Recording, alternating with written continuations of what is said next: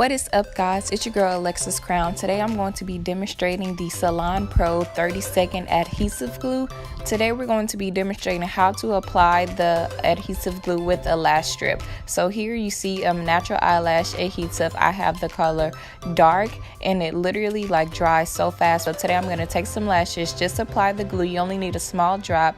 Let it sit for about 5 to 30 seconds, blow on it. Apply the false lash as close as you can to your natural lash line and it should instantly stick. It instantly dries. There's no glue residue, there's no drippings anywhere. Next we're going to move on to the next eyelash. So again, take the strip, apply a drop of thin layer of the adhesive glue by Salon Pro, blow on it, let it sit for 5 to 30 seconds. Then you're going to apply the lash as close as you can to your natural lash line and it should instantly stick and you have lashes to stay all day. Salon Pro adhesive glue available in your local beauty supply store.